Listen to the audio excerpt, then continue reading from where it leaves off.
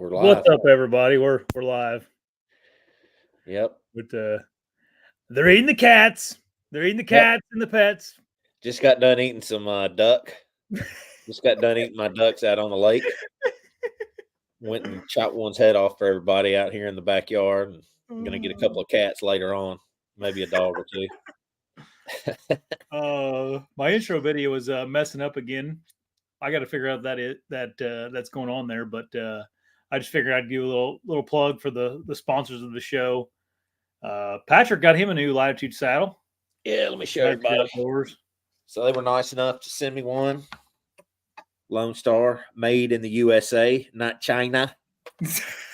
And, I just want to show, if there's any saddle hunters on, I just want to show them this if they don't have a Latitude, because I've used Tether since I started saddle hunting about 4 years ago, and they're nice saddles too. I'm not going to knock them, but I will say this thing right here is your belt, and it just slides back and forth. And and I really, really like that. It took me a minute to figure out what this was. I don't know if everybody can see it. I'll back up here. But it's just your belt to go around your waist. Yeah, that's on the front. Metal free. Mm-hmm. Yeah, and so there's no metal on it. You can put these leg straps on or not use them. Josh didn't use them, and I was like, whoa, you don't have to use those things, because I always used them on my tethers. But anyway, I really like this. I like this a lot better than the buckle, because that buckle, the Tethered's buckles, it's quality, but it just seems like when you snap it, it doesn't always snap, and you got to find it. And this one, you just, pull it, step through it, and then just tighten it up. And I really, really think that's nice. I can't say much about comfort or anything because I haven't even used it yet. I just got it a couple days ago. Yeah. But it looks like it's got a lot of padding, and I mean, it looks really, really, really well made. Like, it's a nice saddle. Anyway, just since they gave me one, I want to do a little shout out on it. Yeah, I think you'll like it. It's real comfortable too. It's super comfortable. I was messing with it yesterday. So anyways, you guys know Latitude's one of the main sponsors of the show. If you guys haven't gone, check them out. Go over and check them out. And then ASIO Gear. They've been a sponsor for a couple years now, actually. But if you guys need some hunting clothes, ASIO came out. I just got it ordered, actually. A puffy jacket. They got a silent puffy jacket and then a leafy suit. So I'm hoping to get those before October. Well, the leafy suit will come in handy turkey season when we hunt next year. Yeah. Joe, I talked to Joe the other day.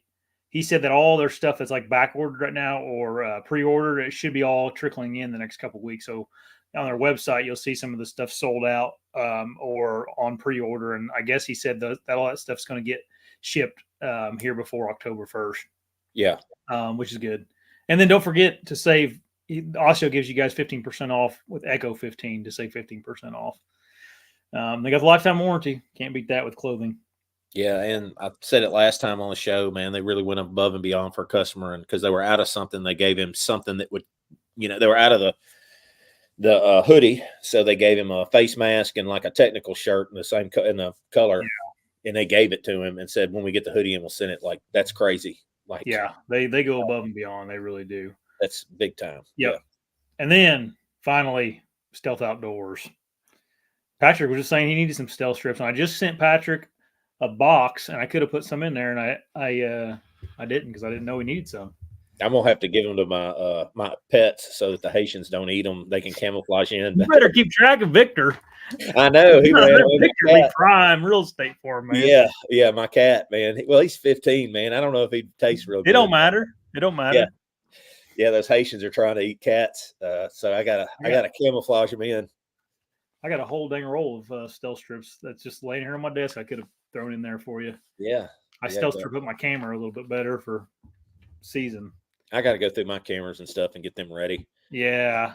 I think I'm going to do a video on that Lone Star saddle and compare it with the Tethered. I'm not going to be unfair to them. And just once I've used that one a few times for Latitude and, whatever, and Tether too, but just kind of do a video on them and the differences and what I like about them. Honestly, so far, just looking at that saddle, it's a lot less going on. I've got what's the Tethered I got? That one they made last year with the big pockets. They're kind of bulky, and I do like them, but like the zipper broke on one, and I don't know. This thing just seems like it's a lot less drag. Yeah. So I like a lot. I like the Method too. I really like the Lone Star. I think that's going to be my favorite one, though. Yeah. I Josh like that's made here in the USA too. Yeah, Josh asked a question, which tether? I have that. What's the name of that one they made last year? I'm bad with this stuff, It's man. got the pockets and like the butt on it expands when you sit. Lockout? Lockdown. Yeah, I got the lockdown. I've had 2 Phantom saddles, and they're just real basic saddles. And they were comfortable, as comfortable as I know, because I'd never saddle hunted before I bought one. And then I bought the lockdown because of the pockets. The pockets that I had, I didn't like them the way they were made. So I got the lockdown, and I like it. It's a good saddle, but it's a little bulky. So I'm thinking this will be less bulky, and I can already tell you, like, it's really like legit made quality. You got one too. I mean, would you not admit, like, the quality on that thing? Oh yeah, it's good. Yeah. So yeah, Lone Stars. It is, I think, going to be more comfortable for you and all that. Yeah, it seems like it stretches a little bit on the butt too. Kind of has that, like, where it expands a little bit, where when you sit in it, it's just a little more comfortable, Yeah. And those they got those in the sides of it. They have those. I call them staves. I don't know what Latitude actually calls them, but there's like a Tyvek or Kydeck. What's that material called that knife sheaths are made out of? Kydeck, I think. Okay. Yeah. That's right. Yeah, I think that's what those staves are made of. And they like keep the material away from your hips and stuff. Yeah. Yeah. The fan, like, I'm 5'10", about 240 now probably. And I mean, and when you get clothes on, you're a lot bigger. So this is a regular size, but they have larges too. And I was looking at their website; they have larger sizes too for bigger guys. And I mean, it's just a seat that's pretty comfortable, honestly. Yeah, it's big enough to cover your rear end. Yeah. If you guys ever have questions with like sizing and stuff, just contact them, because those guys have sold so many. They know what customers like and don't like, and sizes of them and all that. Yeah. Yeah. But yeah, go over to Stealth Outdoors and use the code BTE10 to save you 10% off. You got to get some stealth strips, man. Everybody has them. You're not cool unless you have stealth strips on stuff. Yeah, they're good. They quiet everything down. I mean, they stick like crazy too. Yeah, you don't want to put them on something that you don't if they're going to if you want to take them off, I wouldn't put them on. Yeah, for sure, because they're going to be hard to get off. You know how we rigged your little camera up when we were riding around in the side by side looking at deer? Oh yeah, that glue's still on the thing. I like scratched it off. Oh crap! Really? That Gorilla tape. Oh, it'll come right off. I just hadn't gotten in there and cleaned it up yet. Oh, sorry about that. I've been too busy finishing up my grass season, trying to every week is harder and harder to cut grass. I got like 2 weeks left of grass cutting, and I'm like, and then deer season's around the corner, and yeah, you guys are starting to get some nice deer on camera too. Yeah, I got a couple of good ones. I got that 110 point, and then that other 10 that I sent you a picture of that's bigger, it's got 6 on one side and 4 on the other. So that's probably the one I'll hunt. I want to see him out of velvet though, because he looks really good in velvet, and John doesn't think he's going to look as good out of velvet as what he looks now. So he thinks he'll lose a little bit. He looks really impressive right now, especially that nighttime picture I got, and I got videos of him and stuff like that. He did come back, so.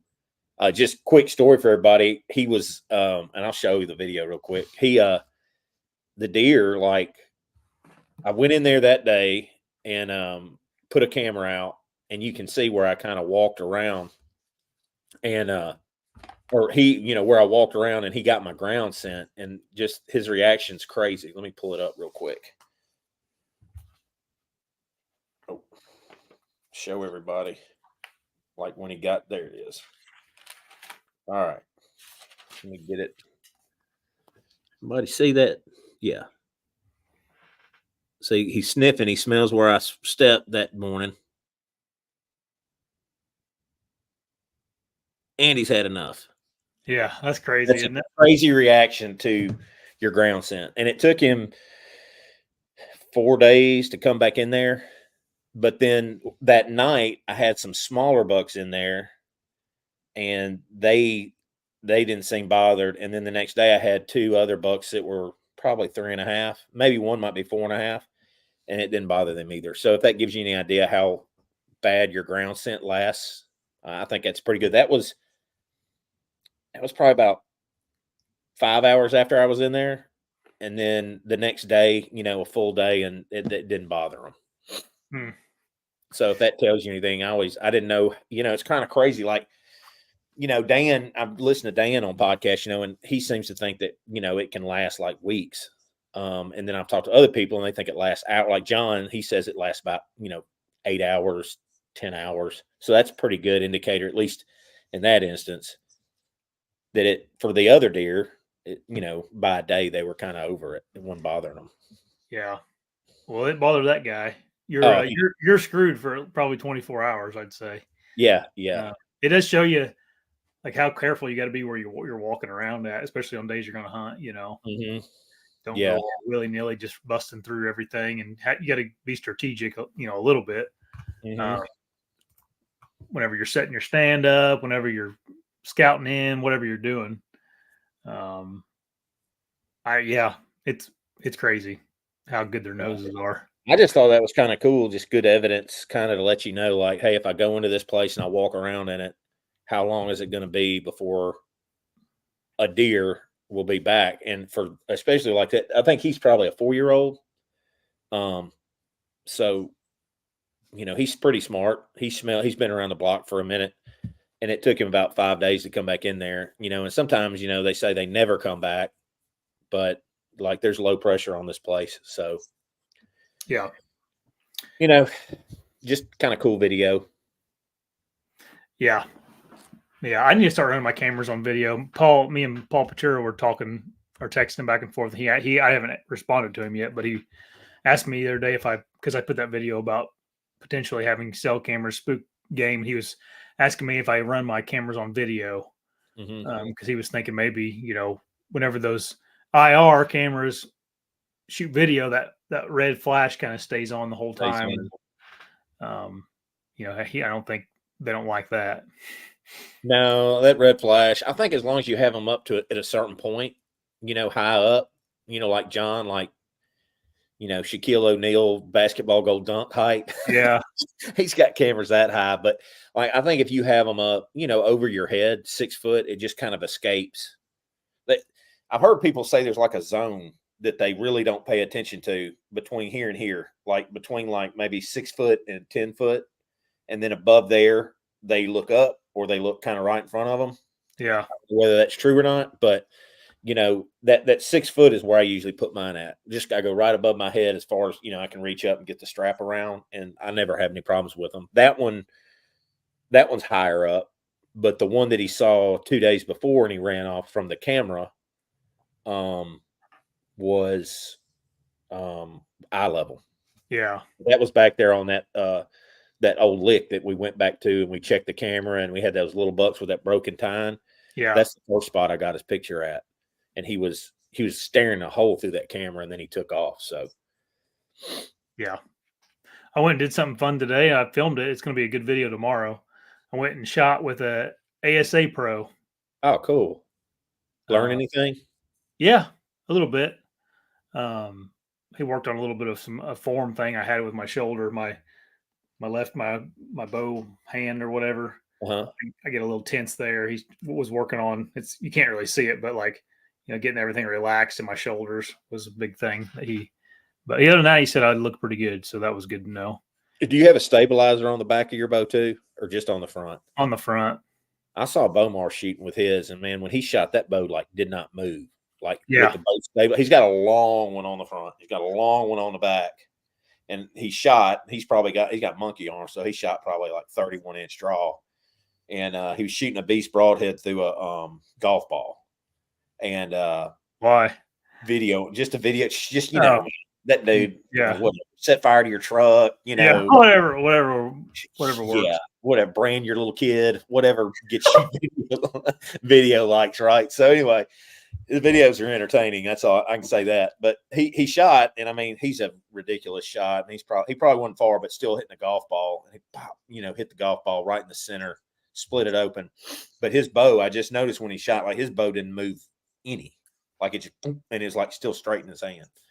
So I didn't know if you shot. I've seen some people start shooting them hunting wise. Actually, I used to shoot them when I would go out west when I thought could potentially make a farther shot.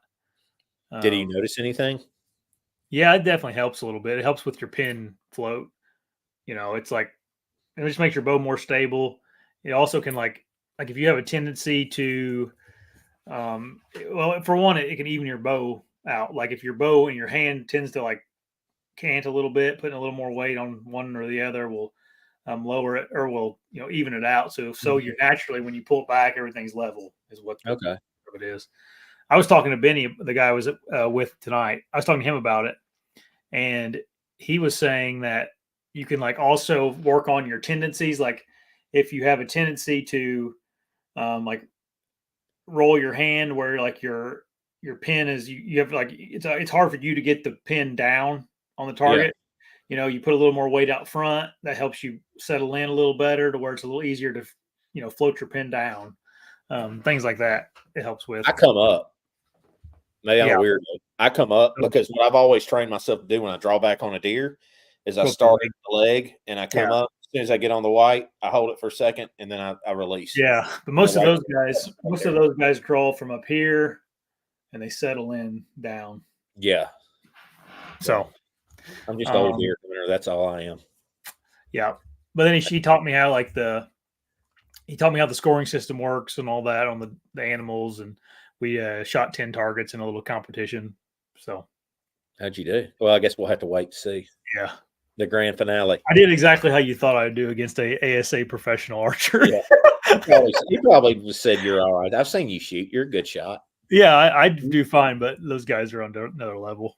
Yeah, but Josh, you know as well as me, if you can get as many deer as you kill with a bow, I mean, it's totally different when you're hunting a live animal. Like, yeah, I know, but it's still cool to see like how much better those guys are.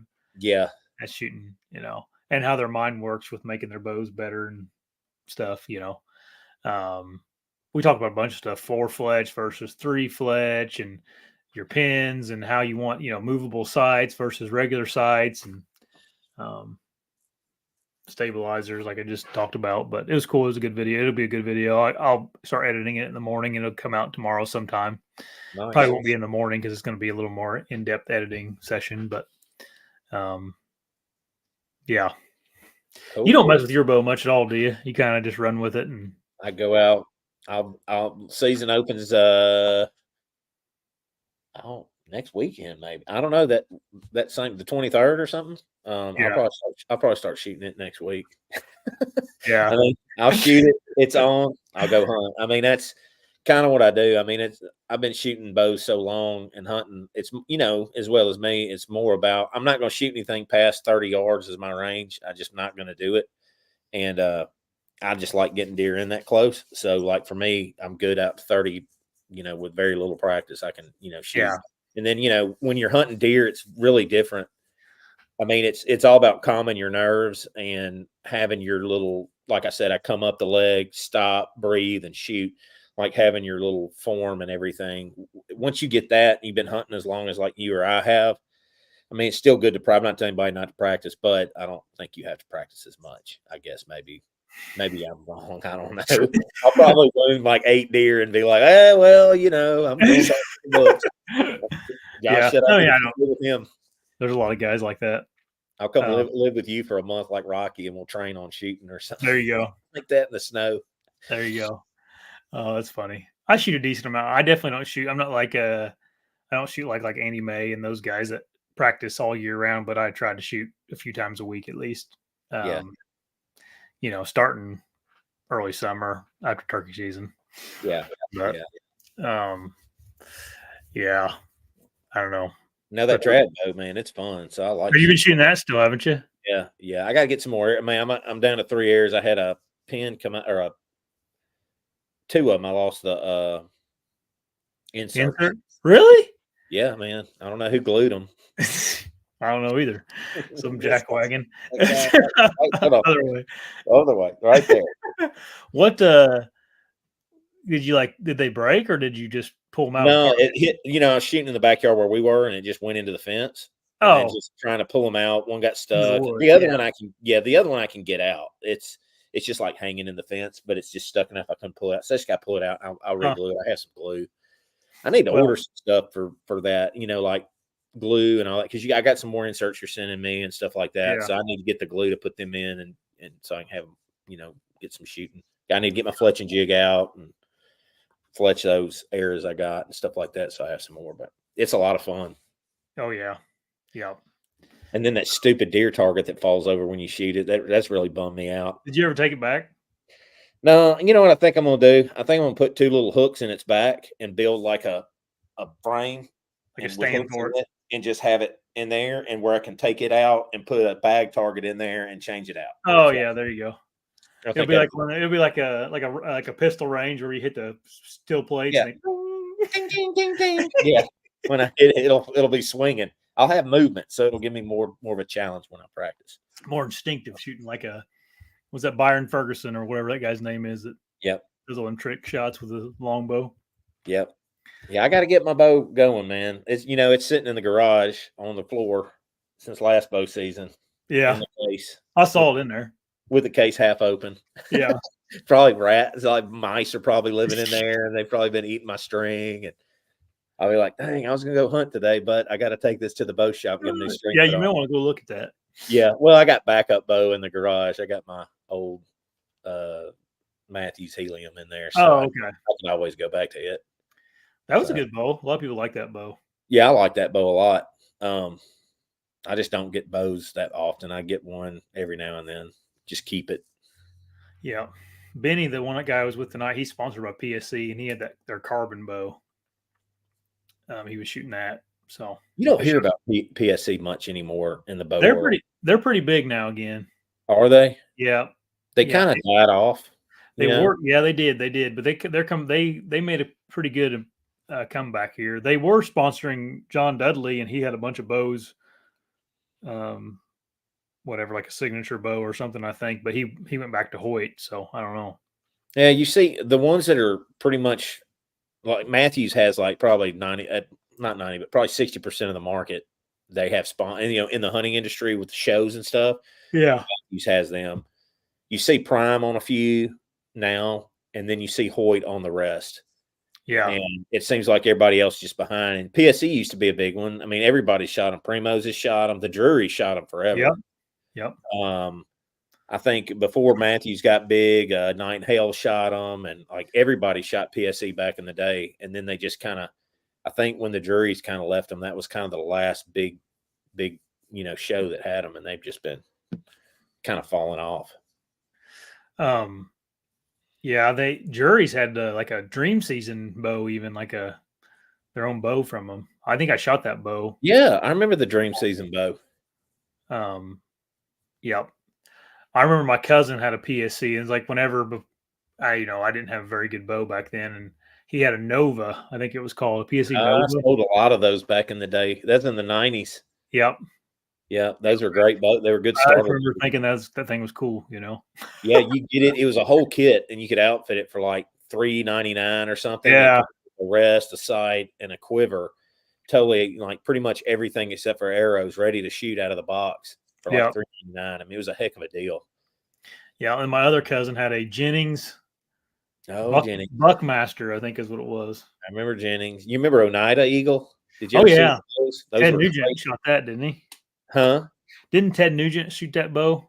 Probably. I know Bob Fulcrod used to shoot the Oneida Eagle. Yeah, it had like a recurve limb compound thing. And all these like pulleys and man, those things were really hard to work on in the shop. Like to put them in a press, it was so awkward. You had to set everything so weird in a press just to work on that bow.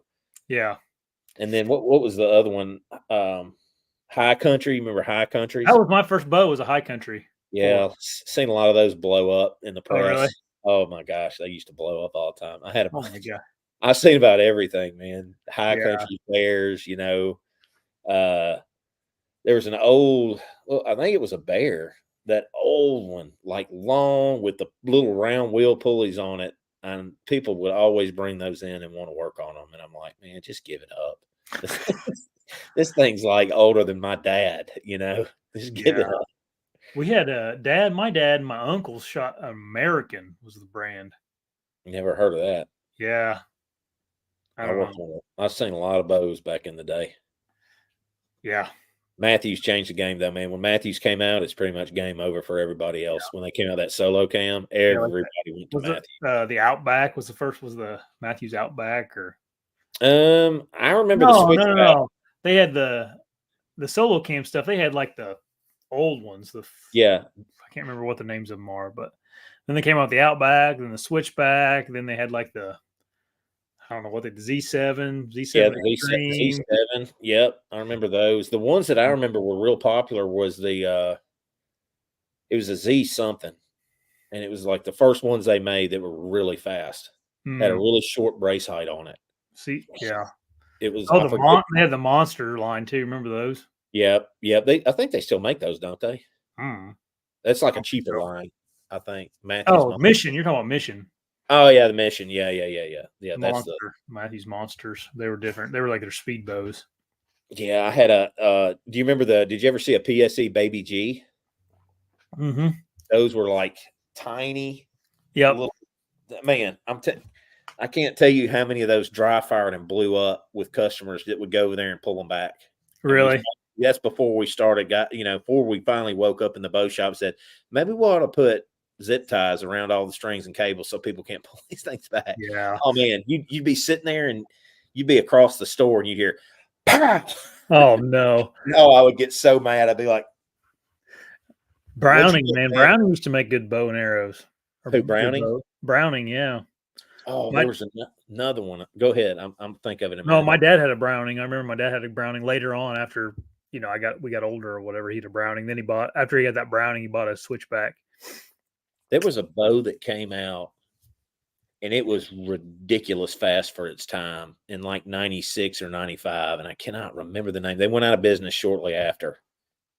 Oh, they were all in like mossy oak. There was one in fall foliage and then one in tree stand that they made. I cannot think of that bow. I'll think of it. But man, those bows, we would sell the heck out of those. Everybody wanted that bow when it came out. And then then like 2 years later, they went belly up. That was a little before my time where I would have been real into that stuff. Yeah, that was 95, 96 when I was looking, when we were selling those. Everybody wanted one of those. What's the name of it? I'll think about it here in a little bit. Yeah. Brownings. Yep. Golly, man, all these old bows. The Matthews Creed. Yeah, that was a good bow. A lot of people like that bow a lot. Overdraws. I remember that. Paul said overdraws and 85 grain broadheads. I remember all that stuff. Trying to get speed. I remember that. You get like 240 or 250 out of like you get a PSE, one of the older bows that were nice, that were decent, had cams on it, and you'd always put that overdrive. It's before they started shortening the brace height. They all had longer brace heights then. I thought I saw Z-Max is the one. Z-Max? Put it in there. The Z-Max in 97 was the one that changed the game. Oh, for Matthews. Yeah. And then PSE made one that same year called the Carrera, which I have, and they got sued over it because it was identical to the Z-Max. Oh, really? Z-Max had a little gray lead weight at the top of the solo cam. Yep. PSE made it, and they had a black lead weight, and the cam was identical. It was like maybe one little small thing off. And then the risers, like you could literally set them side by side. The risers were identical. Only difference was the limbs, because PSE had those limbs that went out and in. Yep. And the Z-Max had the thin limbs. And I remember they got sued over it. So I bought one before they changed the design because they had to go back and redo it. And it's actually in my garage. I killed that big deer over there. My biggest deer until this one behind me. I killed him with that Carrera. Man, I had that bow from 98, and I killed that deer in 2011. And that was the only bow that I had. Us poor folks back then. Yeah. Still Reels asks, what arrow setup, weight, and all are you shooting from your trad bow, Josh? Mine's like around 620 grains, and I have 300 grains up front. So a 200 grain head and then a 100 grain insert. Patrick's is probably about the same, I think. Whatever you did, man. It's close to the same. He has a full length shaft and 300 grains up front. Yeah. Am I going to hunt the reduction zone? I think I am. E&L Outdoors. That starts like, what is that? Is that Saturday that starts here? Anyway, I'm not going to hunt opening weekend, but I'll be up there sometime this year. Proline, remember those? Yep, I remember Proline. God, I wish I could remember the name of that bow everybody wanted. That's going to bother me all night long. I don't know. I have to Google it. Was it Popular Blow? Here, I'll do it for you. What year was it? Like 95. Went out of business. God, that's going to bother me. Popular Bows in 1995. Get the Barra. Let's see here. I had a Defiant. Here's one. Hoyt Fast Flight Defiant. I had a Defiant. I had two of those. I won them. They the Hoyt came out with a Defiant again. Did they really? Yep. How about Dart? You remember Darton? Dart? Oh yeah. One guy you say Darton every time we get them because they were junk too back in the day. Martin. They made good bows. Golly, let me see. Astral Archery. Let's see here. York. No. I got these Sure Track Archery. Alpine. No, it went Alpine. I remember Alpine. I do too. Let's see here. Cabela's Grand Slam. Oneida. There's the Oneidas. Onza.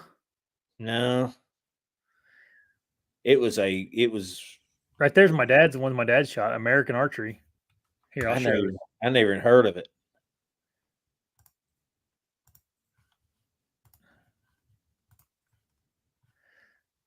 Did Bowtech? Are they still a big company? I remember they were huge for a minute, and then they kind of fell off. Bowtech? Yeah, like everybody shot. Like a lot of people left. They were like the new thing. Remember? Right there's the American bows, like my dad had. Oh yeah, that's like those old little cam bows that Bear used to make back. Yeah, these were in 1991. This was, they were at the beginning of the 90s, or I don't know, man. Man, I'll think of it. It's probably some like local company or something. No, I want to say they were from. Oh, I just thought of it. Oregon. What? Oregon Bow Company. That's the name of it. Oregon. See if you can find it. Okay, 1 second here.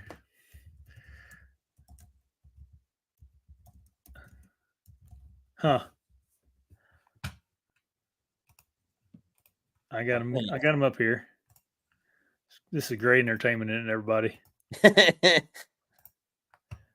It was an Oregon. I'm looking for it. They were all in that. These guys here, Oregon. Yeah, everybody wanted an Oregon, man. But they went out of business like really quick. They were really super fast bows for the time. Like this is like 95, like 94, 95, 96. Look here. We can buy one off eBay for $100 right now. $100, man. We can sell it. Make money. The Oregon Bow Company. I remember those bows. You have to find you guys probably can't see that, but they got it on eBay for $100. No, I see it right there. Yeah, they were expensive. Like that was like a very expensive bow. I don't know if anybody remembers those, but those were really cool. Ben Pierce, I remember Pearson bows. Man, yeah. Ben Pearson's Shadow. The Blowtech. Yeah. Yeah. Matthews was having some problems with their lift limbs. Oh, really? Yeah. That bow I was telling you about, that helium, it's got a little split in it. Does it really? Little splinter. It's about that long. The helium was supposed to be like a real light bow, right? Mm-hmm. Yeah, it's like 3 pounds, like 10 ounces or something like. Yeah. Really, really light. Yeah. My buddy always had it. He shot a Z7 for a long time. He loved that bow. Yeah. My other buddy still has a no cam. I hate that thing. He's always asking me to tune it and stuff. I don't like it. No, that's the whole thing with solo cams. Remember, they're like, you buy one of these, you don't ever have to tune them. Like the cams don't run out of time and all that. But they do, because the string stretches and they start rocking forward. Yeah. Yeah. I always wanted a Martin, like Ted Nugent had a Firecat. I think is what he always shot. Martin Firecat. Yeah. Yeah. I found we were walking through Benny, the guy we were shooting with tonight, he has a range at his house, like 20 target range. And we were walking. I looked over to the right, and there's one of them Ted Nugent zebra striped arrows laying in the woods. Nice. I wonder if Ted came out there and shot. I don't know. Someone shooting him at night. Uncle Ted, dude, he's expensive to get to come and do a seminar. Oh, really? Probably is. We never could get him. We never would ask him. We used to do seminars like at our hunting stuff. We got Phil one year, and we used to get like primos. And I met Harold David. I've actually hunted with Harold David, turkey hunted with him, on a place that John got me hooked up in Dixon, Tennessee. They came down from Kentucky and hunted there for a few days. And it's crazy too. Like when they hunt, like if the animal doesn't do what they want on camera, they just, like a turkey. I know they do this with turkeys, but like if a turkey doesn't do exactly right and they don't get good footage, they'll just stand up and walk away. Like your place is blown up after they've been there for a few days because they've spooked. They call in a lot of birds because they're so good. But if it wouldn't come in perfect, they'd be like, all right, this one ain't doing what we need to do. And they just get up, turkey take off running, they go find another gobbler. Really? Yeah. Yeah. They're that good. And I'll sit there till dark and go, well, I guess he just ain't going to come in. Yeah. Call him in, trying to work one. But unless there's something gobbling behind me, it seems like he's a little more fired up, then I'll get up on him. But oh, that's hilarious. Yeah. Man, that's crazy. Yeah, they're cool guys. Confidence there, Man, they're awesome. They're ridiculous turkey hunters. They probably call in 15 a day, 15 or 20 birds a day. Jeez. Yeah. And this place was really good too. I mean, it had a lot of birds on it. So it was a really good place. It wasn't like, it was the guy that owned it, he doesn't own it anymore, but it was 3,000 acres and it was a Quail Unlimited. Like he was in partnership with them. So he fed quail year round to keep the quail up. So turkeys ate the quail feed and everything was planted for quail. And it was in Middle Tennessee, which Middle Tennessee's got a lot of birds. And they're basically like Missouri birds. They gobble all day, and they're more vocal than our birds down here in the real South. And so it was really good to hunt. Easy place. Yeah. Paul, they still sell the Ted Nugent zebra striped arrows, man. Oh, the zebra striped bow. I remember the zebra striped bow. Mm-hmm. Uncle Ted. The arrows you can still buy from Gold Tip, I think. Yeah. The zebra arrows. I think Ted shoots a Matthews now. Yeah, I'm sure they got him too. I'm pretty sure they're like big pharma, man. They're like Pfizer. They own everybody. They got everything. They got everybody in the hunting industry, man. They make like high-end guitars too. Matthews? Yeah. McPherson. Really? Yeah, I'm pretty sure. I could have just made that up, but I'm pretty sure they make. Sounds good. It's a good. I think they do. Maybe someone in the comment section can tell me for sure, but I'm pretty sure they make high-end guitars. Yeah. So kind of neat, I guess. Just what I need. High-end guitar. I think they're really high-end, like really super expensive. Like more than what we would want to pay for a guitar. Yeah. Yeah. The Gibson place is up in Nashville. Have you ever been to it? When you go to Nashville? I should go. Yeah. That's one place I don't ever go is the guitar stores in Nashville. We go down there quite often. I'm going down there in January actually again. I think there might be I don't know. I'm not going to say that. I was going to say I think there's one in Memphis, but I'm not sure. We have Sun Studios. That's like our historic thing in Memphis. Is Memphis where Elvis was from? He was from Tupelo, but he lived in Memphis. Okay. Graceland's here, and he recorded all of the big country stars back then. Recorded at Sun Studios. That's downtown Memphis. Yeah. Kind of between mid and downtown Memphis. It's on the corner. It's this little bitty place. It's pretty cool. You pass by it. Yeah, I used to pass by it. It's pretty cool. I'm not thinking of Martin Guitars, Tim. It's I think it's McPherson. Bow game and a stranglehold.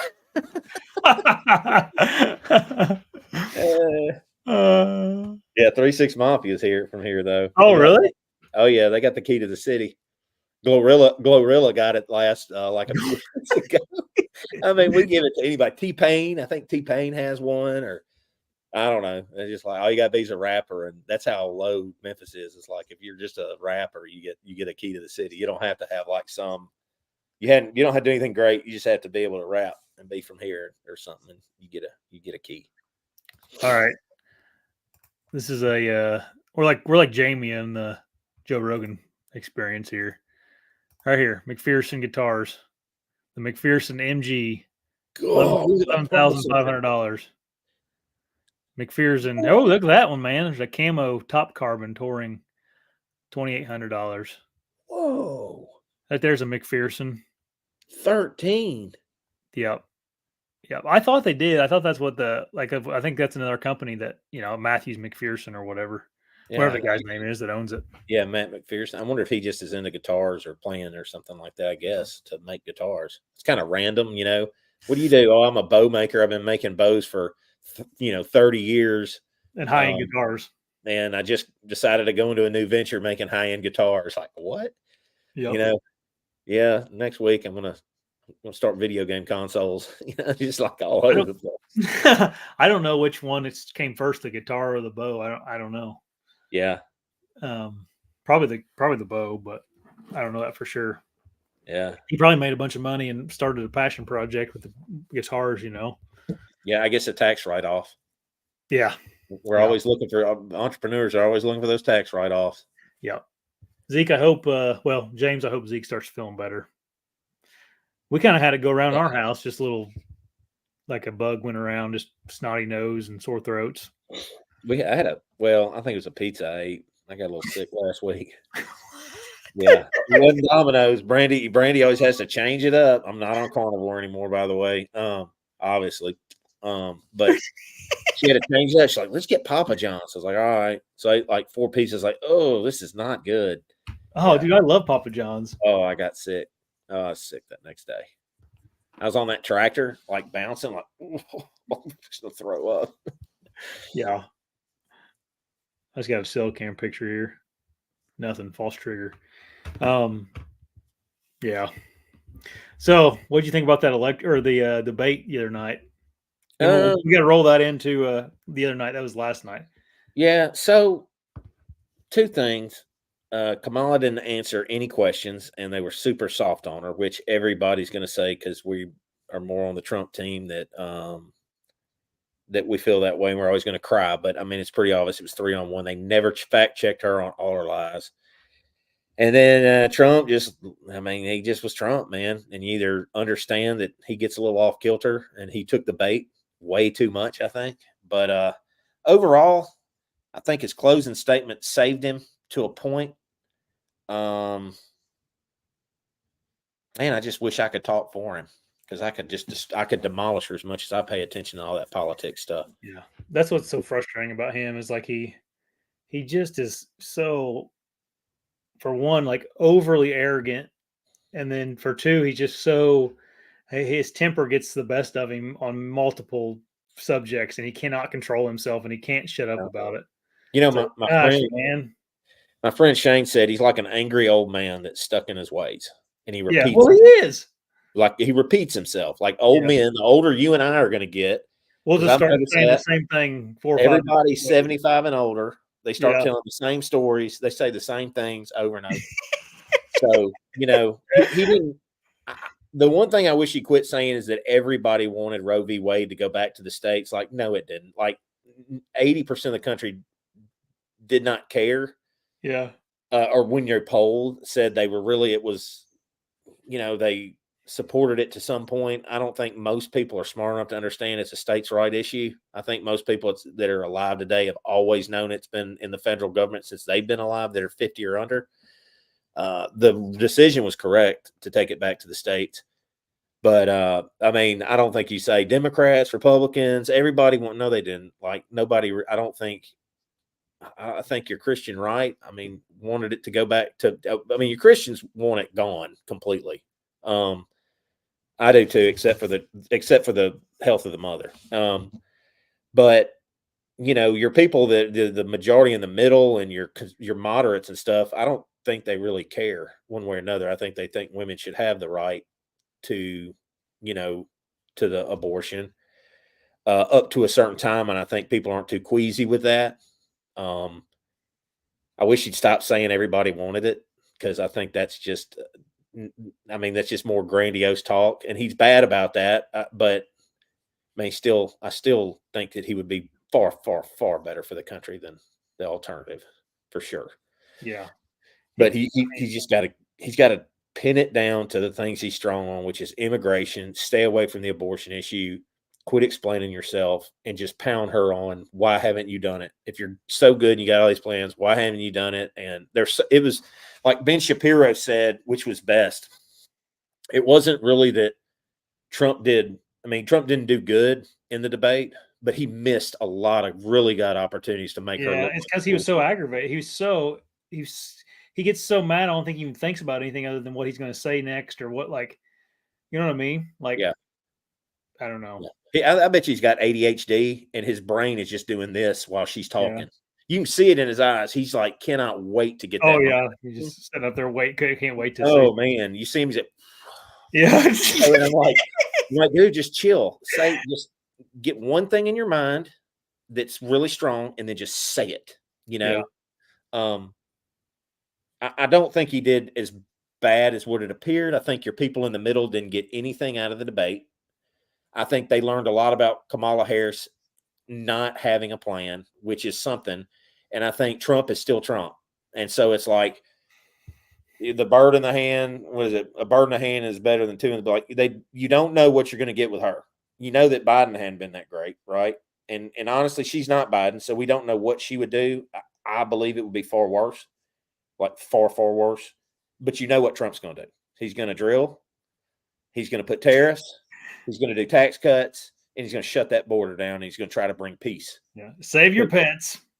Yeah, and he's going to get those Haitians out of Springfield, Ohio, and save the ducks. Like, I know Zeke's been singing it. Yeah, and she was coached too, James. I know James, he's been liking all my little memes I did today. They were hilarious, man. TikTok, the internet was on fire with these memes.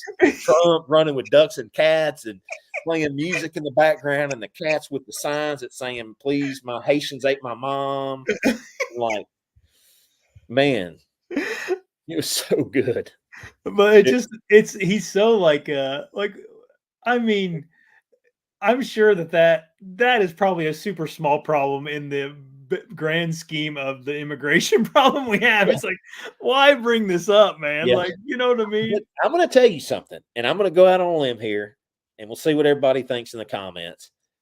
I think as crazy as that crap sounded, I bet you 100 million Americans Googled cats eaten by Haitians in Springfield. Oh, yeah. And I guarantee you when it came up and showed, they went, damn, he was right. You know, he's not crazy. This is happening because there's 20 videos of people talking about it and videos of them doing it. You know, like, So I think that might be something that seemed like it was a death blow because, you know, she looked at him like he was out of his mind. Yeah. So here she is looking at him like he's crazy. But then the people in the middle and some Democrats and some conservatives are going to look at it and go, wow. They probably Googled it and found your meme you shared today. Yeah. Oh, there's a million of them. There's even more than that. They've been all day on my feed. Like, because I looked at it all day. The songs, that song that they played for the, like, ASPCA, I will you. Like that song with all the little, they're great. They're great. Oh, you could. He was just fuming a few times during the debate. I mean, whenever she mentioned that the world leaders think he's weak or whatever she said, I mean, you could just see he was like, "Oh man." Oh, and so that what did they? She kept saying he's a disgrace. Disgrace. That's what it was. Yeah. That was just a shot, and he took the bait though, man. I mean, it made him so mad. They coached her. It was 3-on-1, and he just is not that disciplined to not take the bait. I mean, you just stop, man. It's like when he was doing Biden, every time he gets up there, I'm like, please just have a good debate. He can't. Yeah. If I was his campaign manager, I'd have said, you're not debating her. And the only way we're going to debate her is if she gets to pick a moderator, you get to pick a moderator. We're on neutral ground, and they ask the opposite person questions. So the Democrat moderator asks him questions, and they push him on the issues that they're asking. That way the American people can, and nobody gets the answers. That way the American people can see them live, up close, under pressure with people that don't like them, and see how they respond and what their plans are. because that crap last night, nobody learned anything about anything. You learn Trump is still Trump from 2016. Yeah. And you're like, who? Kamala. Yeah. You look at Kamala and you go, okay, she spoke pretty well and she did a lot better. She's not a corpse. So she won on that fact alone. But she didn't tell us anything. And she didn't even answer the questions. The first question is America better off now than it was 4 years ago? Well, I'm from the middle class. No, you're not. No, you're not. You've always had a silver spoon in your mouth, and I did this and this. She never answered that question. She didn't answer any of the questions. No plans. No plans. Yeah. It was it's just a waste of a debate. I mean, it was just, you could almost guess that's how it was going to go, Yeah. MSNBC or whatever. And it was ABC, man. Or ABC, yeah. Trump did good the first 30 minutes, which is what most people watch, and then they turn it. Yeah. Like they're looking for those fireworks. And if you don't get those fireworks, it's not entertaining. They're on to the, back to watching their show, and they'll pick it up on Twitter and see the highlights. Which the good thing about that is that the highlights, if you depending on what's in your algorithm, are going to either favor Kamala or favor him. And so you'll get to see a little bit of both. Yeah. That's the thing is it's just going to, same problem we've always talked about. It's just whatever your the algorithm on your social media is conformed to is what the opinion you're going to have of it, Yeah, we're so manipulated at this point. Oh, it's horrible, isn't it? I feel like my eyes are wide open, maybe not. But I mean, I know that I've seen pretty good video of people talking about cats and dogs getting eaten. With you, at least you have the knowledge to make arguments, and then you actually sound like you researched it. Like some people you talk to them and they're just repeating stuff they saw online. Yeah. And I'm like, well, what do you mean by that? And then they have nothing. This is well, I don't know. Don't ask me, kind of thing.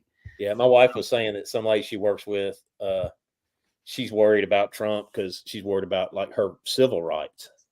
I'm like, he was already in office for 4 years. Who's going to take your civil rights from you now? I wouldn't let that happen. I'm not going to let them come in and take Asian Americans, African Americans, or anybody. I'm not going to let them take their rights away. I don't think most Americans would let that happen, And it's like, how are you afraid that Donald Trump is going to just go over Congress, go over the Senate, go over the legislative, the judicial branch and the citizens and put people back in, chains, as Joe Biden liked to say? It's not going to happen.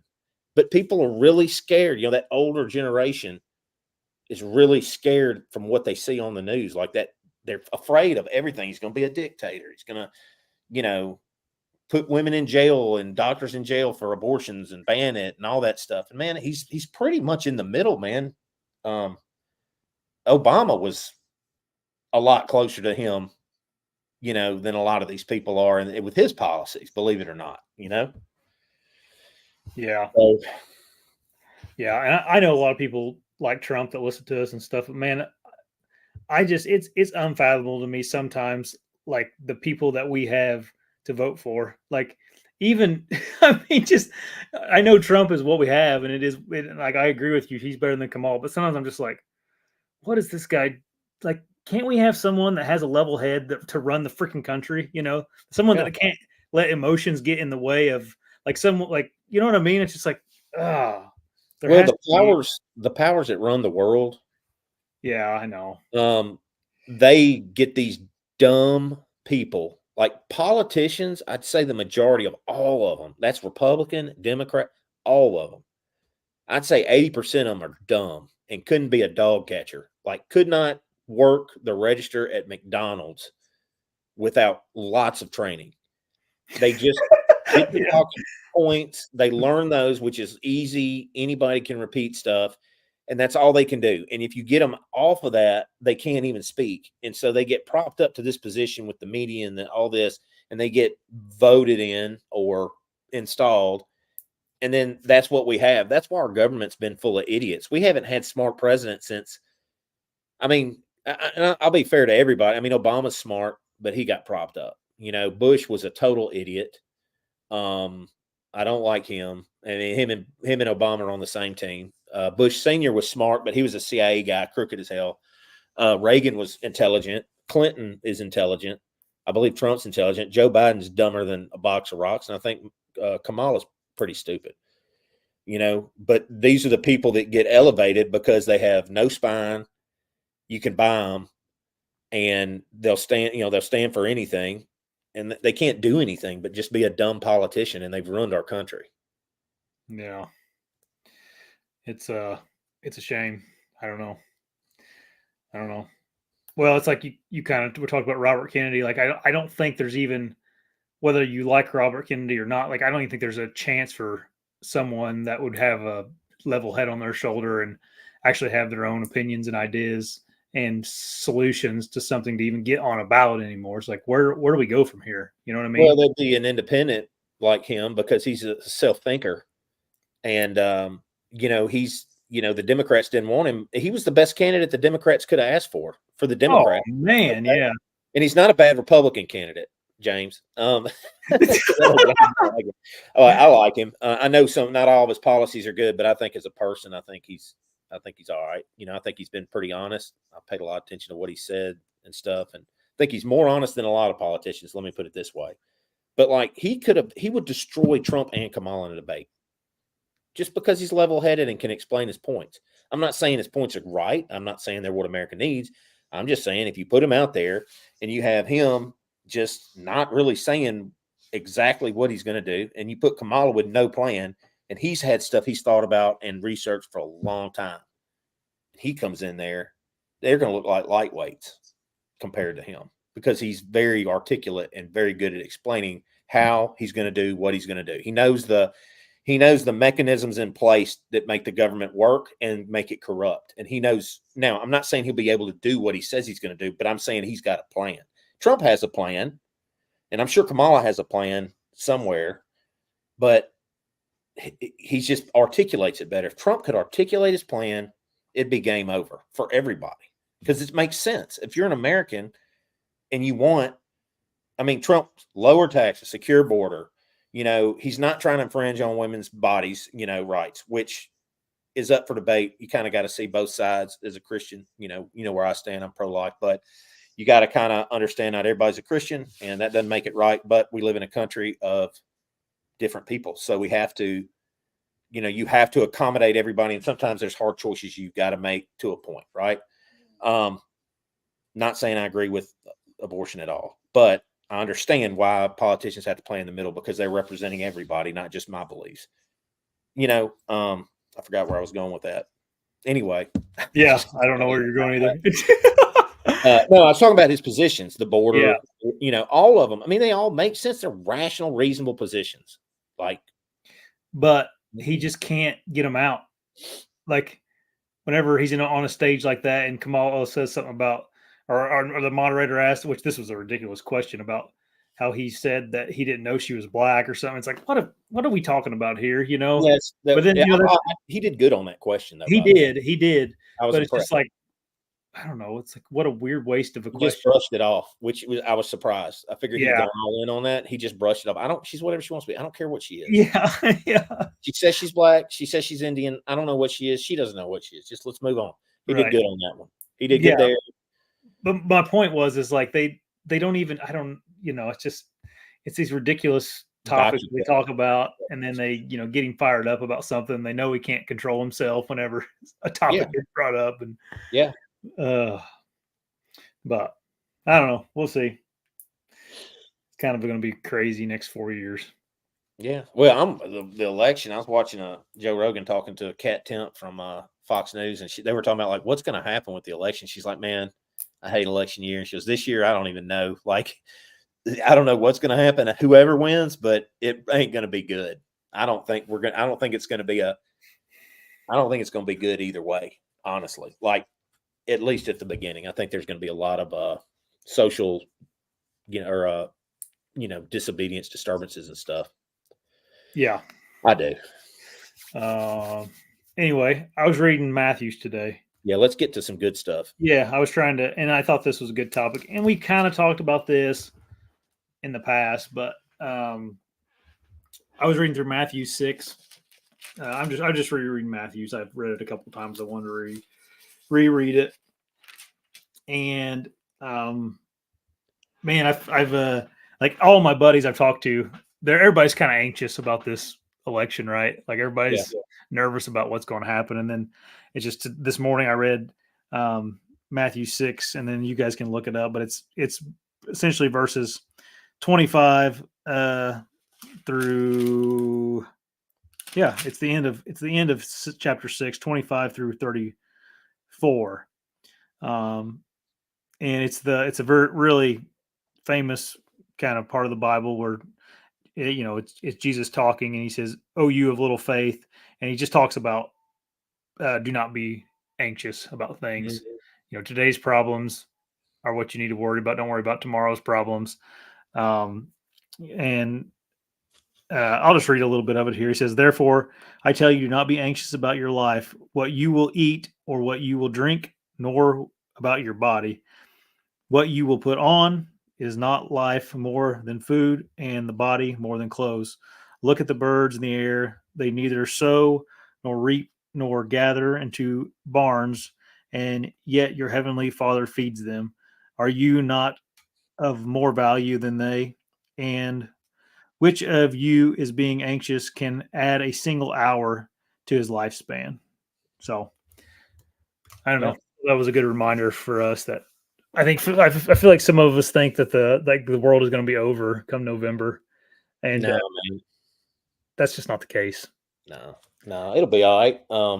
God's got all this in control. It's planned, even if whatever we want doesn't really matter. Yeah. I mean, I hope he doesn't pass too much judgment on us, because we've surely gotten away from God. And that's what somebody said. They were talking about the debate last night, and I just mentioned to him, I was like, the problem in America right now is that we're in conflict with God. The country wants to go and do the things of this world and not what God commands us to do. And we don't want to try to stay obedient to God, with all the ways that our country has gone. And it's our fault. It's not the government's fault. Like, it's our fault. We were given this, our forefathers came over here and built this country and settled. And, there were some things, with the American Indians they did that I hate happened, but that's just the way it is, right? Everybody's taken from somebody, from the birds to us, to the line, to everything. Everything's a parasite on something else, regardless. Everybody's fighting with somebody over something or taking somebody's land. It's happened since the beginning of the world, and it's going to happen till the end of the world. But we built this great country. We were given it perfect, and we were given it because I believe God wanted it to happen, because we're the freest country on the earth, and we're just taking it for granted. And like, slowly we're just asleep at the wheel while our rights get trampled on slowly. And it's gradual. And one day we're all going to wake up and go, "Did you hear about that guy that got put in jail for a Facebook comment?" Because that's going on over in England right now. Yeah. And it ain't far from here. And it's those migrants. It is 9/11. And as an ex-police officer, I have tremendous respect for the men that went in there and didn't have to, and respect for the people that died in that. But, we've got to, I think that created a whole new system of things in our government that was not good. There's a lot of bad that came out of 9/11 other than 9/11. I'm not going to go down the rabbit hole on conspiracies, but, we did get the Patriot Act, which does infringe on our rights from that. The TSA, all this stuff, which some of it might be necessary. Some of it might not, but we just need to be vigilant about things that could happen and not have knee-jerk reaction and let the government come in and as a solution, like they did for 9/11, or the pandemic even, or, what's going on in Israel, with what happened there and then their reaction to it. I don't know what's the right answer, so I'm not going to go into it, but it's very similar. You had this action that happened and then a reaction for the government to come in and do a lot of things that some people say are horrible. And, they're definitely against Christ and what Christ would want. So they're not good. I don't care. I know Israel has a right to exist. I know, people believe in that. I'm trying not to go too down the rabbit hole, but just be vigilant. Like, if some stuff happens, man, it's not the end of the world. We just need to put our faith in God and not government, Yep.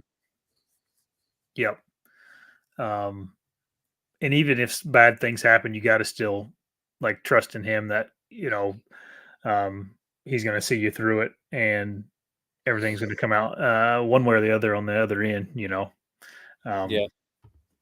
So This is yeah, America. We're still strong if everyone would just get together and stop letting the media and the politicians energize us, because we're not angry with each other. Like, it's just social media, right? That's dividing everybody. Like, people say crap on social media they would never say to your face. And, like, we just have to realize that our neighbors may have a different opinion with us than we do.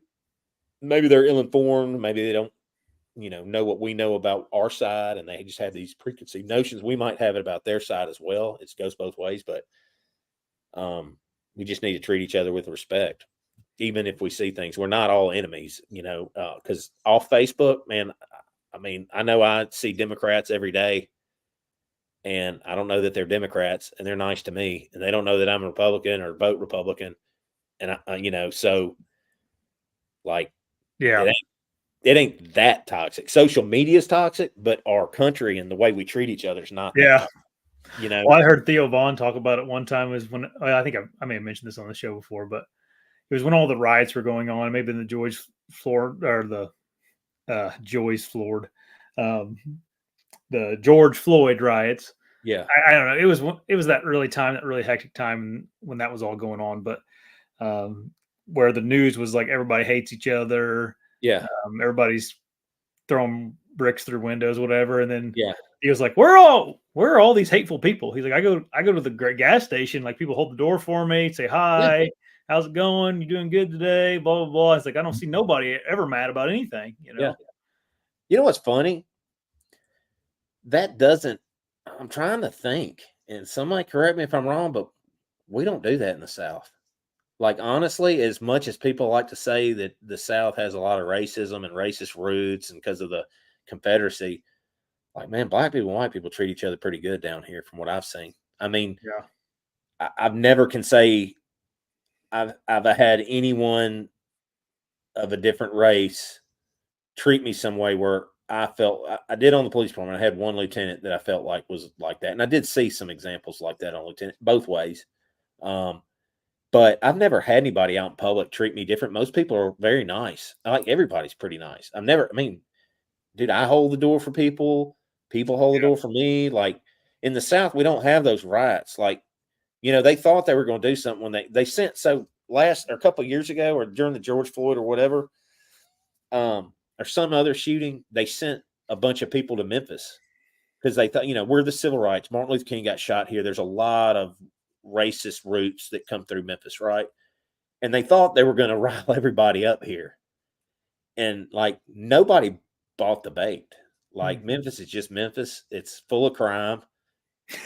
It's got its own special thing. Like, we've had words that come out of this city through our, black community that are like only in Memphis. I could tell you a few of them, like 3-6 Mafia uses a bunch of them. Somebody mentioned them, and I mean, that's like a whole language here. So like, it's as dirty as it is and as foul from the crime. Like, it's people kind of don't fall for that crap here. I mean, we might have a riot tomorrow over something, but I mean, we had a guy that got beaten by 5 police officers to death a couple of years ago, and we didn't have any riots here. That's when those people actually came down. They came down to try to start something, and you could tell they weren't from here because they blocked up the interstate and bridges to Arkansas. Tried to get on the Arkansas bridge. They ain't doing that again. And people just didn't fall for it, man. Like, as ignorant as you think our city is with all the criminals and the crime and the poverty, man, they're like, get them people out of here. Why are they coming here to try to destroy our home?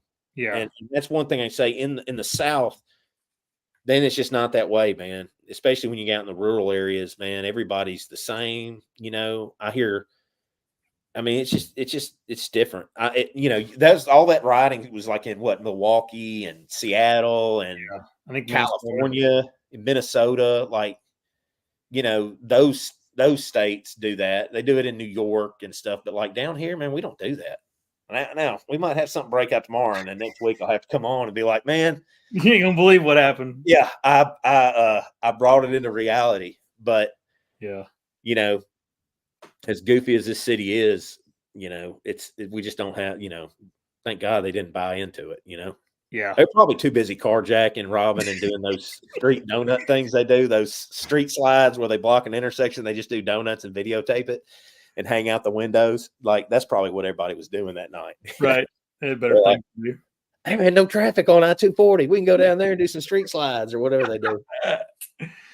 Yeah, that's better than the alternative, I guess. Yeah. But the big deal is just don't worry about it. You know? And that's, you know, I worry about a lot of things. That's easier said than done, right? Like, but that is what Jesus tells us to do.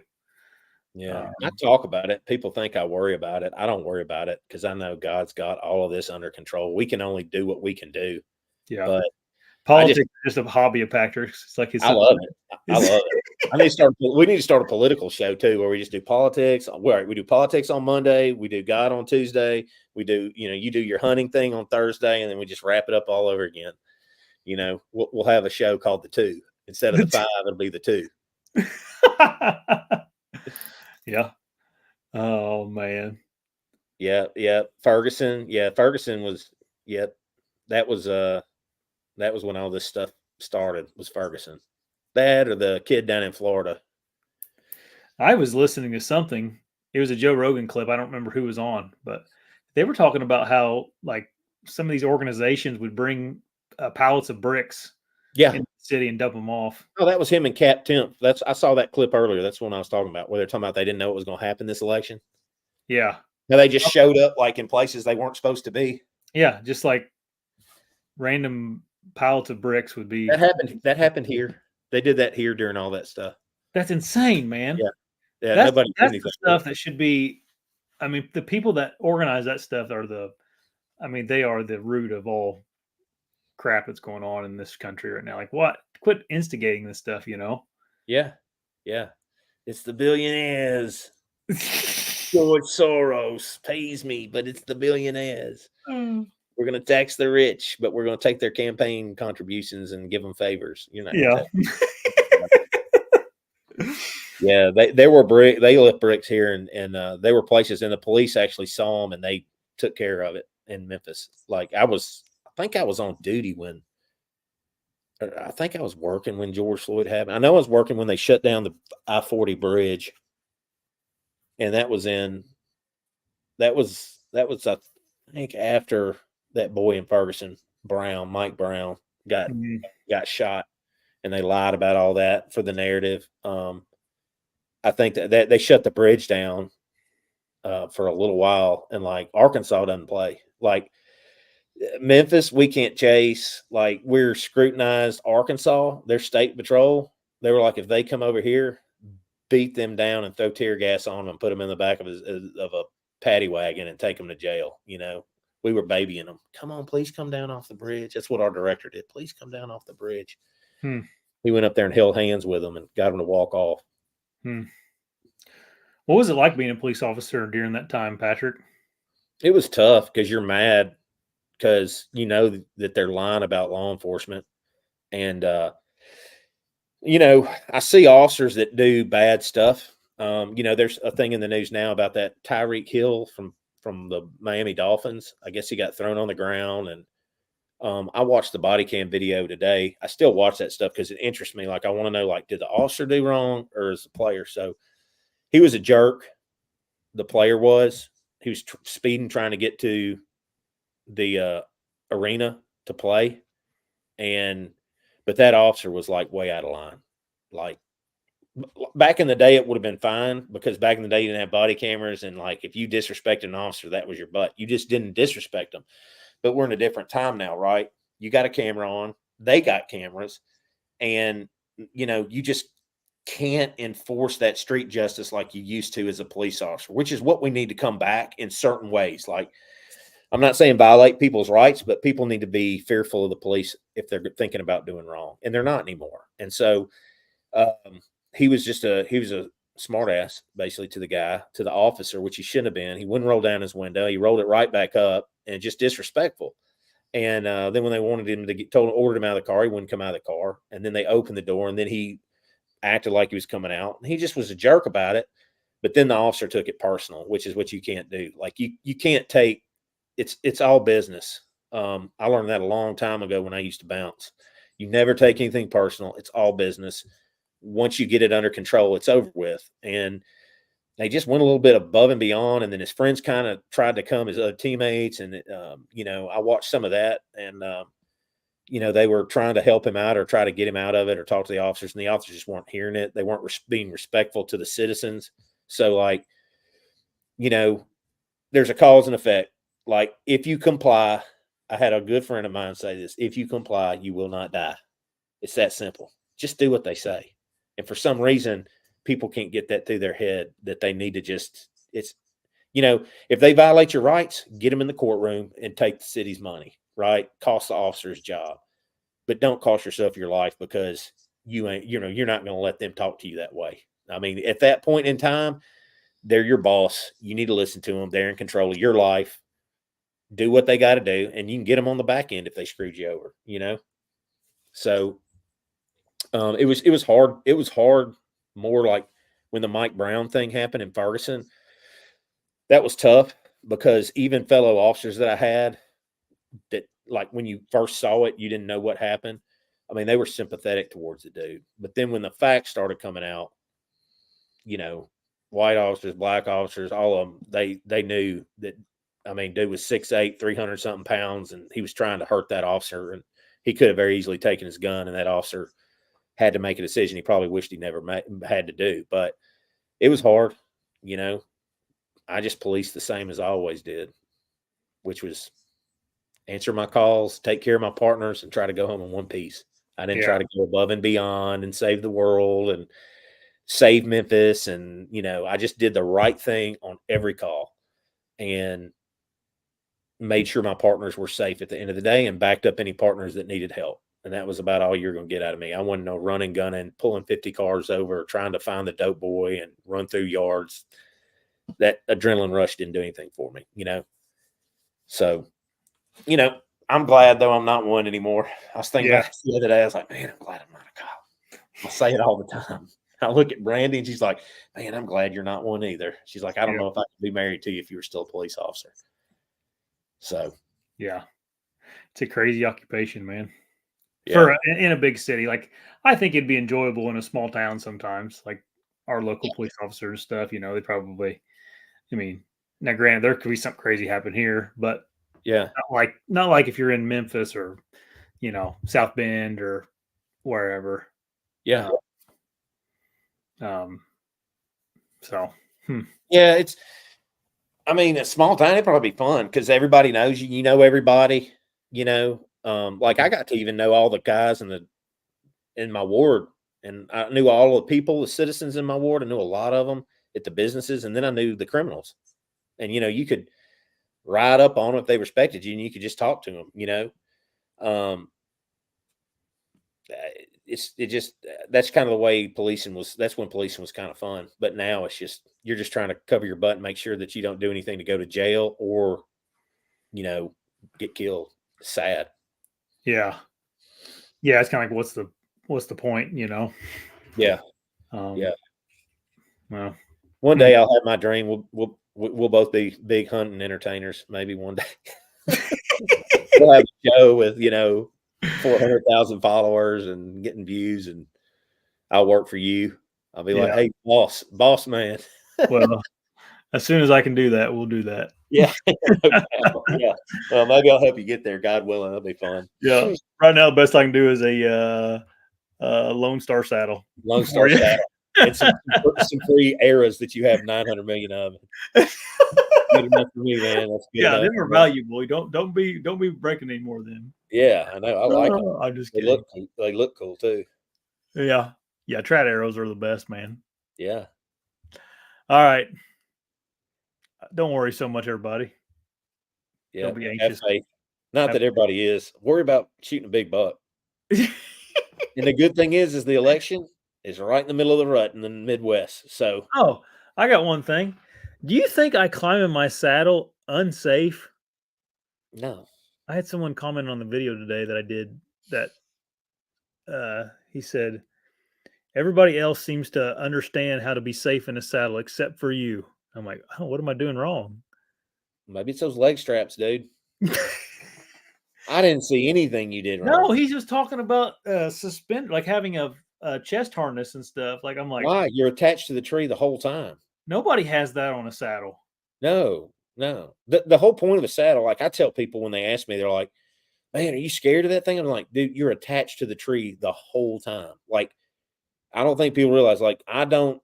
I mean, sometimes I'll unattach to go around a branch, which is probably not safe. Yeah, I should probably tether and then do it and then come back. Right. But I'm lazy, and most of us are just trying to get up in the tree. But I mean, you're pretty much you got your lineman's belt on. You're up all the way. You roll it up. I roll mine over my platform, so I'm still attached. And then once I get up on my platform, I'm still lineman's belt. And then I hook the tether in, and then I undo the lineman's belt, and you're always attached to the tree the whole time. So there's really, there's a way to fall, but I mean, for anyone out there wondering, Josh is an extremely effective user of a saddle. Does a good job. Give him an Yeah, I don't A+. know. He says here it is. I just don't. I don't know how to. It just puzzles me. People are always on me about how I climb a tree. Like this isn't the only guy that said something. He says, "I hope you never get hurt by it, but you seem to believe that a saddle is a fall protection device. A real protection device will come with your shoulders, not your waist. Everybody else seems to recognize that, but you seem to fight it. Why?" Like, I don't know. Quit fighting it, man. Just let it happen. Like, how would you exactly go about wearing a chest harness in a saddle? I don't know. And Like, who are these other people that are not fighting it? I'm just telling you right now, Josh. I didn't say anything wrong with your climbing skills. The rebel. You're the Judas of saddle hunters. You're gonna go I your just own wonder, path. like the wording of this, like how everybody else but me has figured this out, and I'm like, what is this guy? Mark B 1259. I'm sorry, man. I don't know what to do to be any more safer in my saddle. Maybe Mark knows something we don't know because I I might had be my doing it wrong. lineman's belt all the way up. Yeah. I never did. So I got in my platform with my lineman's belt on, never detached. And then I had while I was attached with my lineman's belt, which I know the lineman's belt is not a fall restraint. I know that. Anyway, yeah, then but you're not. If you have your lineman's belt on and you fall, you're you're gonna just go to the not. tree. It's gonna You're hurt. going to hit the tree. It's going to hurt, but you're not going to die. And this is the thing. It's a lineman's belt. Linemen who work on electrical poles wear a lineman's belt. So, like, their safety, like they do things that are safe. Like they have the tree spikes, the gaffs, and a lineman's belt. Look, Yeah. look at the Dude, steel like chainsaw Dan thing. and all them guys, they don't even Where? do safety harnesses and stuff. Like it's like, why are you guys up my butt about this? Well, Go that's where talk you to learn. those guys about it. Like That's where you what learn bad habit. what are you Dan. I just every time I climb a tree, someone complains about it. I'm like, what am I doing that's so dang unsafe? Because I want to be safe. Like I don't want to fall. But I'm like, what's going on here? Well, you think about it. So those chainsaw events where those guys climb up real fast. I Oh mean, yeah. and then they come down with the Oh, it's belt like super slip fast. down. Yeah. Yeah, I mean, we're not doing that. And I mean, those guys are pretty safe, I would think. Yeah. Oh, they use a squeeze now. So what is a squeeze? Is it like a tether? I don't think any of those guys hardly climb poles anymore. I think they use their buckets most of the time. Yeah. I know some linemen. I know a lot of linemen. Yeah. My old employee that was real good. He's in lineman school right now. Oh, really? Mm-hmm. Yeah, he's a little monkey, man. He can climb and do stuff. He's the hardest worker. He's a hard worker. He's the hardest worker I ever had. He used to dig holes to China. I'd be like, ho, tree's only got a root ball this big, dude. We don't need to go. We don't need to put a truck in it. Huh. Okay. Mixed between lime. That makes sense. I mean, I guess to be super safe, you would tether. One sticking is probably the safest way to do it because you're hooked to your tether. I guess. Yeah. The only thing that bothered me is you didn't have those leg straps on. I was wondering, like, how do you not? Those leg straps ain't gonna do nothing if you fall, dude. They're just gonna rip off there. They're not load bearing. Oh, they're not? No, look at them little clips that they come with. Yeah, I guess you're right. That thing would probably. It would snap off in a second. Yeah, I see what you're saying. Well, so much for that idea. They're a false sense of security, I think. Like I think they're there to like hold the saddle up or something. I don't think they actually are load bearing. Yeah, that come to think of it, they kind of go loose when you sit back in the saddle. Yeah. I don't think I'm going to use them anymore after you pointed that out. This is not safety. I guess I shouldn't ask you. I clearly do not know what I'm doing with. I need to. What's his name? I need to ask him. Who? Matt B or what is his name? Yeah, Mark B. Mark B. I need to ask him one. I want to know seriously, like, what is he talking about? Because he might have a point. I have no idea. Not to make fun of him, like he might see something we don't. Yeah. But I watch a lot of guys. John Eberhart. I ask him if he knows what he's talking about because he doesn't do that. I think he just sits back in his 2-panel. Yeah. Yeah, man. Yeah, I'm infecting Patrick now. And don't listen to me on safety because everybody else but me has recognized. You know who I'm calling when I'm in the hospital with a broke back? Big Josh. I say, those little things that you said wouldn't hold any weight. Well, how would you know if you're not wearing them? I can't move my legs. Yeah. I always felt like they gave me security, but now that you say that, maybe they don't stop you from. I don't think they do. Maybe people in the comment section would know better, but I don't think they do much. Yeah. I mean, I guess Chase said, maybe you could slip through them, but that's what I was thinking. If you're following, I don't think the things are going to stop you. Yeah. Maybe we'll try that. We'll do a video on it. I'll just fall and see if they catch me. Because I've always worn them, but Grant says Mark B is my burner account. Yeah, it's fake. He's got a fake account just to troll Josh. I don't know, man. I'd like to know. He publicly subscribes to me. Maybe it is. Maybe I took it. Maybe I took it the joke as serious. Maybe it's like when I say like your beard's crooked. I really think you could have for the Karens. Yeah. I'm not gonna wear them anymore. I guess I've been a little Karen. No, you should wear them if you want to. Well, I hate them because they when I wear them, it's weird. It's like it pinches my legs right there, and it seems like it makes my legs. I don't know. It catches my legs where it kind of makes them tired. If that makes sense, feeling it. I don't know. It puts pressure on my legs. Yeah, I don't know. Yeah. Anyway, that's all. I just thought that was a funny comment. Yeah, that's good. That's good. All right. See y'all later. See you later. Yeah, God bless you guys, and we'll see you later. We'll probably do a podcast this weekend in Wisconsin. So, see you, everybody. Bye. Later.